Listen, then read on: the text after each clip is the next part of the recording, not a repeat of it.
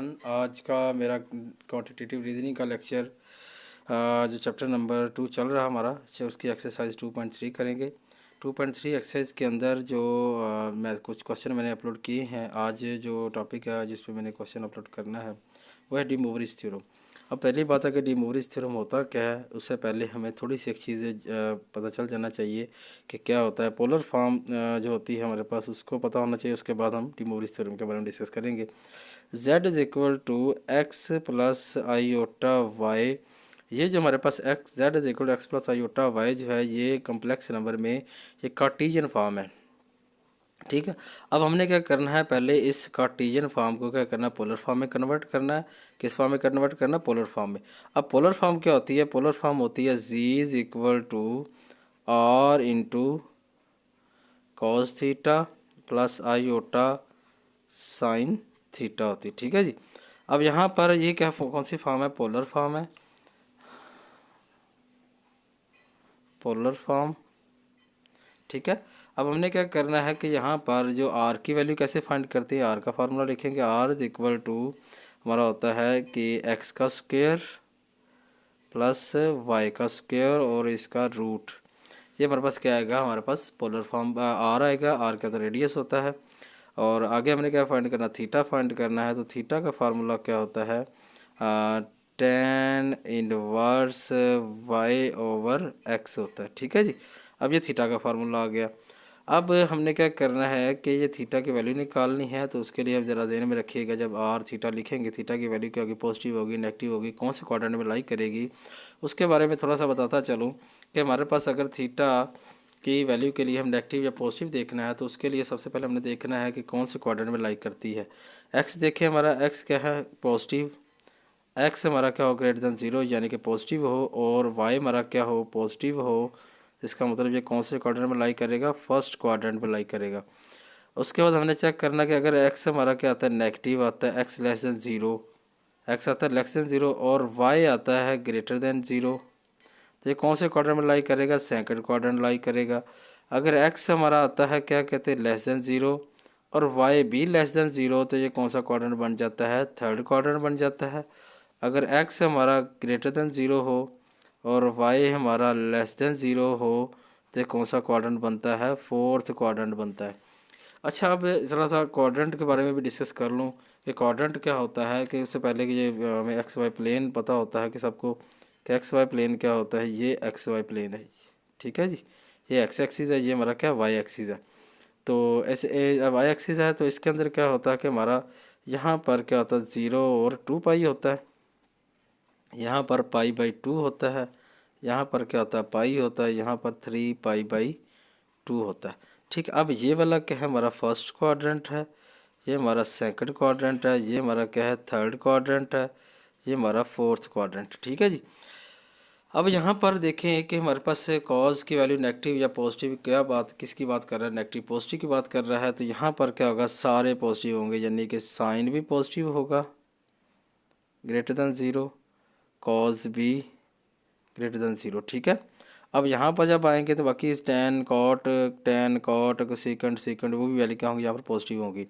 अब यहाँ पर सेकंड में आ जाए, सेकंड में साइन क्या होगा? हमारा ग्रेटर देन 0 होगा, यानी कि साइन हमारा क्या होगा? पॉजिटिव होगा। और कॉज हमारा क्या होगा? यहाँ पर लेस देन 0 यानी कि नेगेटिव होगा। अब साइन का रेसिप्रोकल क्या होता है? हमारा कोसेकेंट होता है, वो पॉजिटिव होगा। कॉज का रेसिप्रोकल क्या होता है? सीकेंट होता है, वो क्या होगा? नेगेटिव होगा। यानी कि साइन और कोसेकेंट के अलावा बाकी सारे क्या होंगे? यहाँ पर नेगेटिव होंगे। अब यहाँ पर आ जाओ, यहाँ पर हमारा क्या होगा? साइन भी लेस देन 0 यानी कि साइन भी नेगेटिव होगा, और हमारा कॉज भी क्या होगा? लेस देन 0 यानी कॉज भी नेगेटिव होगा। ठीक है जी। अच्छा, यहाँ पर ये दोनों नेगेटिव, जब ये दोनों नेगेटिव है तो इसका मतलब यहाँ पर पॉजिटिव क्या होगा? टेन और कॉट यहाँ पर पॉजिटिव होगा, बाकी सारे के सारे क्या होंगे? नेगेटिव होंगे। इसी तरह जब हम फोर्थ क्वाड्रेंट में आते हैं तो फोर्थ क्वाड्रेंट में क्या होता है? साइन हमारा क्या होगा? लेस देन 0, साइन हमारा नेगेटिव होगा, और कॉज हमारा क्या होगा? ग्रेटर देन 0 होगा।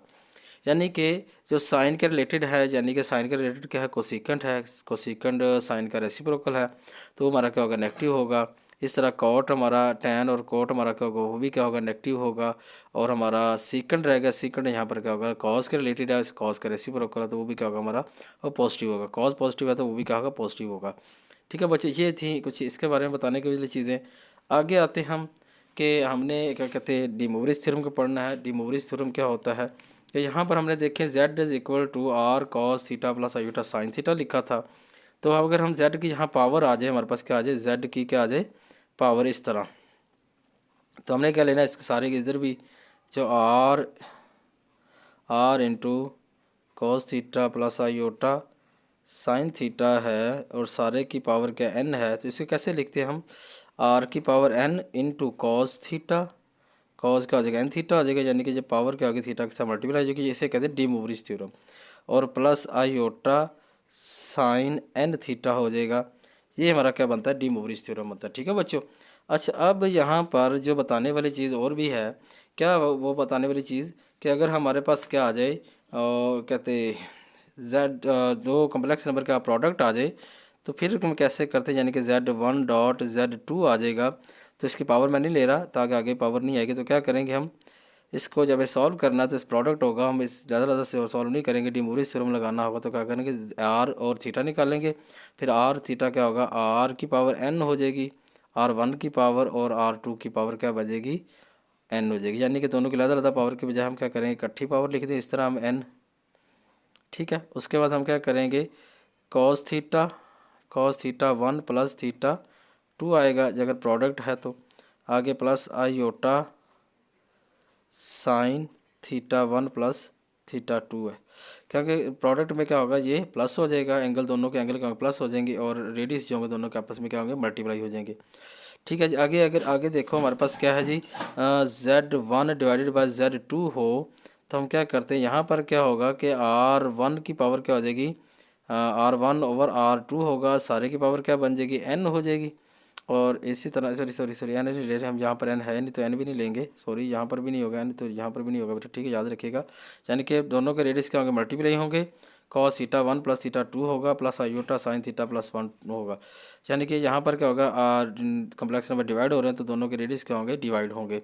तो क्या लिखा जाएगा आगे हमारे पास, जो ये कॉस थीटा 1 माइनस थीटा 2 करेंगे, plus iota sine theta 1 minus theta 2 हो जाएगा। यानी कि हमारे पास दो कम्प्लेक्स नंबर डिवाइड हो रहे हों तो हम इसके ऊपर लगाना चाहते हैं, डी मोवरिज थ्योरम लगाना चाहते हैं, तो क्या करेंगे, दोनों का अलग आर फाइंड करेंगे, r1 r2 और थीटा 1 थीटा 2 फाइंड करेंगे, दोनों को क्या करेंगे, माइनस करेंगे। अगर यहाँ पर इसकी पावर आ जाती है तो या मैं यहाँ इसकी पावर आती है तो क्या करेंगे, यही सारे की सारी पावर मैंने ये पहले लिखी थी, मिस्टेक हो गई थी, r1 r2 की पावर क्या आ जाएगी, सारे की n हो जाएगी, और वो n जो है इसके साथ थीटा 1 प्लस थीटा 2 के साथ भी मल्टीप्लाई हो जाएगा, और थीटा 1 यहाँ थीटा 2 के साथ भी क्या होगा, मल्टीप्लाई हो जाएगा।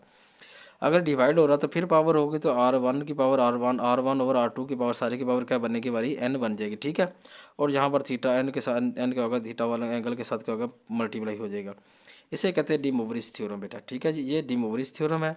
ये क्वेश्चन में अगर हम क्या करें कि प्रोडक्ट और क्वेश्चन के अंदर हमने डी मोवरिज थ्योरम यानी कि कम्प्लेक्स नंबर में यूज़ करना है, पोलर फॉर्म में यूज़ करना, तो हम क्या करेंगे, ये तरीका लगाएंगे। ठीक है, जो डी मोवरिज थ्योरम, इसे डी मोवरिज थ्योरम कहते हैं, यानी कि पावर आ जाए, इसे डी मोवरिज क्या, जो पावर होती है वो क्या कहते हैं, थीटा के साथ मल्टीप्लाई हो जाती है, इसे कहते हैं डी मोवरिज थ्योरम। अच्छा, अब एक क्वेश्चन है, यहाँ पर हमारे पास एक एग्जाम्पल नंबर 7 है, इसमें हमें क्या करना है कि इसको कम्प्लेक्स नंबर में कन्वर्ट करना है, तो यानी कि पोलर फॉर्म में कन्वर्ट करना। तो z हमारे पास क्या है जी, z हमारे पास आ गया जी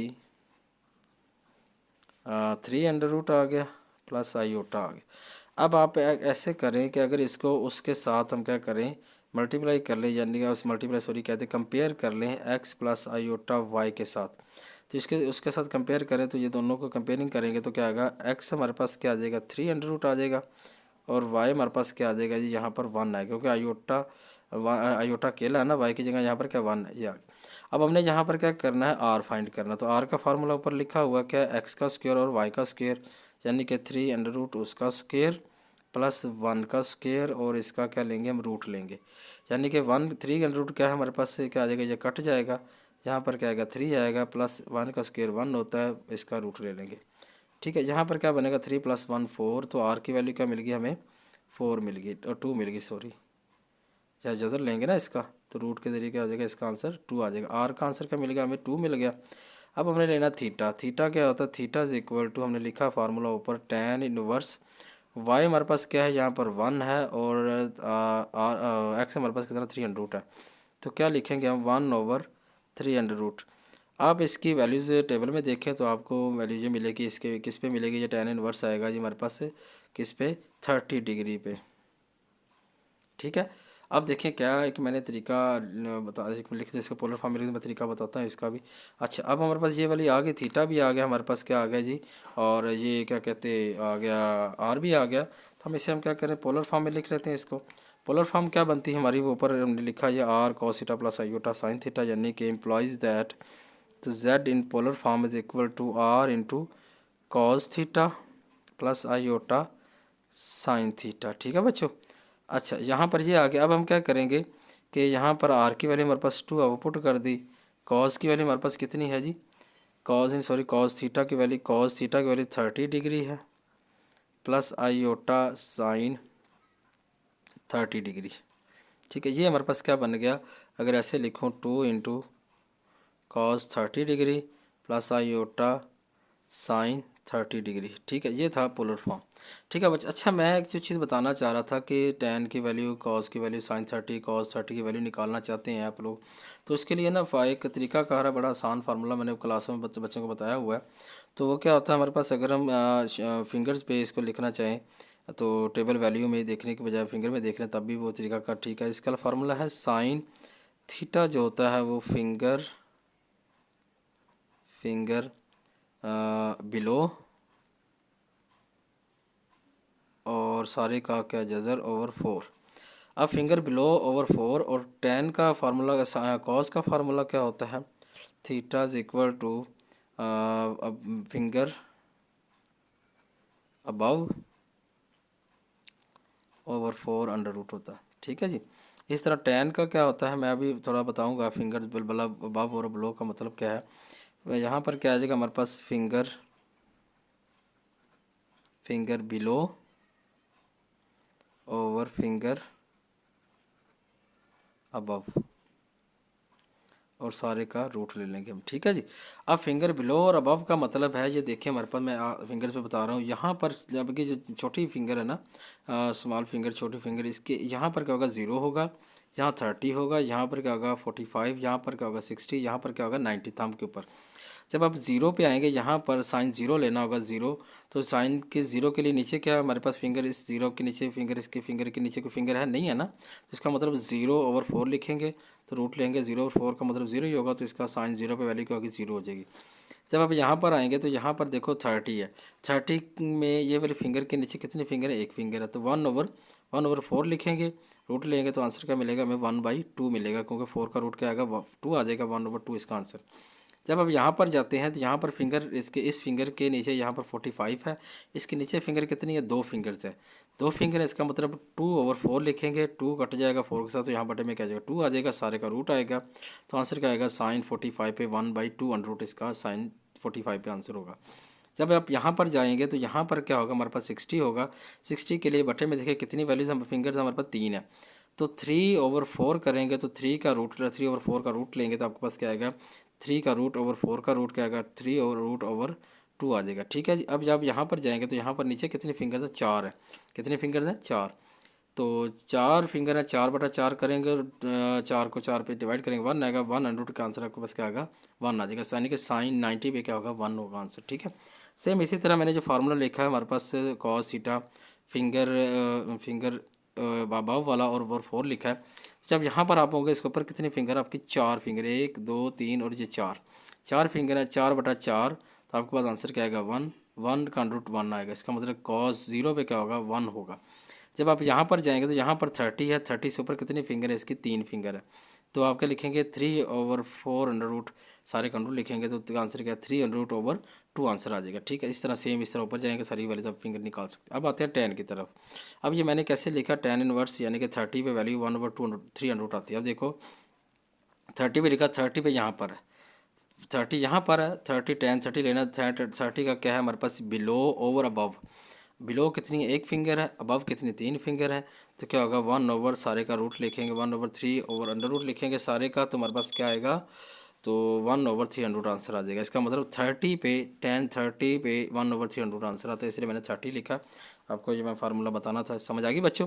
अच्छा अब एक एक एग्जांपल, ये वाली जो पीछे जो एग्जांपल क्वेश्चन हमने किए उन्हीं के मुताबिक है प्रोडक्ट और डिवीजन वाले में। अब आपने यहाँ पर क्या करना, हमारे पास ये देखिए Z1 ये है, Z2 ये है और Z3 मेरे पास ये है।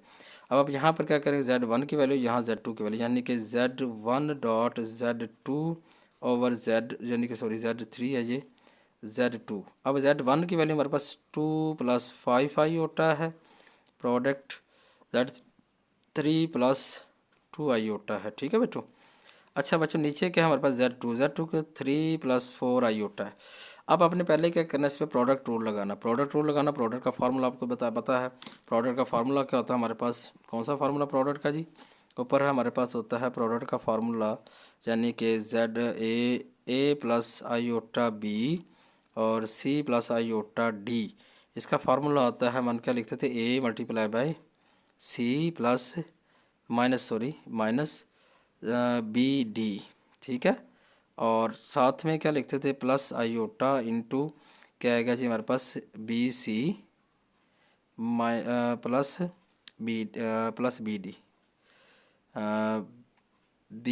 BC प्लस AD आ जाएगा, ठीक है जी। बात समझ गए, ये हमारे पास प्रोडक्ट का फार्मूला, यहाँ प्रोडक्ट का फार्मूला लगा दें। आप क्या फार्मूला बनेगा जी हमारे पास, प्रोडक्ट का फार्मूला बन गया। अब इसका एक ए हमारे पास ये है, बी हमारे पास ये है, सी हमारे पास ये, डी ये, तो ठीक है जी। अब ए को क्या करेंगे, 2 को 3 से मल्टीप्लाई किया तो कितना आएगा, 3 × 2 6 आएगा। 5 मल्टीप्लाई करेंगे हम किससे, 2 से कितना आएगा, 10 आएगा, -10 आ गया, ठीक है जी। ये फार्मूला ACBD, ए और सी बी और डी प्लस अब BC यानी कि बी ये, सी ये, 5 × 3 आयोटा इंटू 5 × 3 15, और उसके बाद ए और डी है 2 × 2 4 जमा 4 12 आयोटा लिख लिया, ओवर क्या आ जाएगा हमारे पास ये 3 + 4 आयोटा।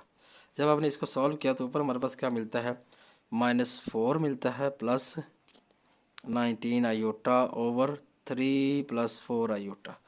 अब ये अगर डिवीजन में, अब डिवीजन के लिए फार्मूला मैंने पहले भी बताया हुआ, डिवीजन का फार्मूला क्या होता है हमारे पास, यानी कि A + iota B over C + iota D अगर होता है तो हम क्या लिखते होते हैं, इसका फार्मूला हमारे पास आता है जी A और C और आगे आएगा हमारे पास प्लस B और D आ जाएगा। यानी कि देखो ना कि जब ये B और D आएगा हमारे पास, फार्मूला B और D आ जाएगा, तो आगे क्या आएगा हमारे पास, plus iota into BC minus AD, ठीक है जी, -BC और BC माइनस AD आ जाएगा हमारे पास। ओवर क्या लिखेंगे हम, यानी कि ओवर इसका यानी कि A का स्क्वायर, सॉरी C का स्क्वायर प्लस D का स्क्वायर, ये क्या फार्मूला बनता है। इस फार्मूले के मुताबिक अब हम क्या करेंगे, इसको सॉल्व कर लेंगे। देखो यहाँ पर फार्मूला हमारे पास क्या बना जी, इसके फार्मूले के मुताबिक हमारे पास ये, हमारे पास ए हमारे पास ये है, ए हमारे पास क्या है यहाँ पे लिख लेते हैं, ए हमारे पास क्या आ रहा है -4, और बी हमारे पास कितना आ रहा है 19 आ रहा है, सी हमारे पास कितना आ रहा है 3, और डी हमारे पास कितना आ रहा है 4 आ रहा है। अब इस मुताबिक आप लिख लें यहाँ पर, ए हमारे पास ये -4 और सी हमारे पास कितना है 3, और आगे क्या आएगा प्लस आयोटा इंटू, आपके पास क्या है आयोटा इंटू बी और सी 19 × 3, ठीक है जी। आगे हमारे पास क्या है जी, इसका -A और डी ये है, दोनों को मल्टीप्लाई करेंगे तो 4 × 4 ओवर हमारे पास क्या आएगा 3 का स्क्वायर प्लस 4 का स्क्वायर। अब देखो ये कितना आएगा, माइनस मल्टीप्लाई करें कितना आएगा, -12 आ जाएगा। और आगे हमारे पास, सॉरी यहाँ पर हमने ए बी और डी लिखना भूल गए, यहाँ पर बी और डी, बी हमारे पास कितना है बी और 19 और 4, बल्कि 19 और 4, हाँ बी ये डी ये 19 × 4 यहाँ पर आएगा, दोनों क्या हो गया, प्लस होंगे तो आपस में क्या होंगे, प्लस 19 ज़रब 4 76 आएगा हमारे पास, और प्लस आयोटा इंटू 19 ज़रब 3 57 आएगा, -1 प्लस कितना आ जाएगा 16 हो जाएगा, ओवर क्या आ जाएगा हमारे पास 9 प्लस 16। तो ये कितना बनेगा, 76 में से 12 निकल जाएगा तो हमारे पास कितना आ जाएगा 64 आ जाएगा, प्लस ये हमारे पास कितना 57 प्लस 16 करेंगे, ये हमारे पास 73 आयोटा ओवर 25। अब इनको लदा लिख लें आप लोग, 64 ओवर 25 प्लस आयोटा 73 ओवर 25 आ जाएगा हमारे पास। ये इसका क्या बनेगा, आंसर बनेगा। ठीक है, यहाँ पर देख लीजिएगा फार्मूले के मुताबिक ए और सी आ गया, ए और सी आ गया, फिर बी और हमने डी को मल्टीप्लाई करना था। देखें ए सी 4 ज़रब 3 और हमारे पास बी कितना हमारे पास 19 और डी हमारे पास 4 दोनों ज़रब हो जाएंगे। और आगे हमने बी सी लेना है, बी ए सी ए दोनों को मल्टीप्लाई करेंगे, ए और डी जो दोनों मल्टीप्लाई होंगे। ठीक है जी, यहाँ पर थोड़ी सी मिस्टेक थी, ये सेट कर लीजिएगा। ये था जी हमारा आज का लेक्चर, उम्मीद है कि सबको समझ आई होगी। अगर और भी कोई प्रॉब्लम हो, कि समझ ना आई हो बेटा, अच्छे से आप तो देखिएगा लेक्चर, ना समझे तो पूछ लीजिएगा। जज़ाकल्लाह, अपना ख्याल रखेंगे, मिलेंगे नेक्स्ट लेक्चर में। अल्लाह हाफ़िज़।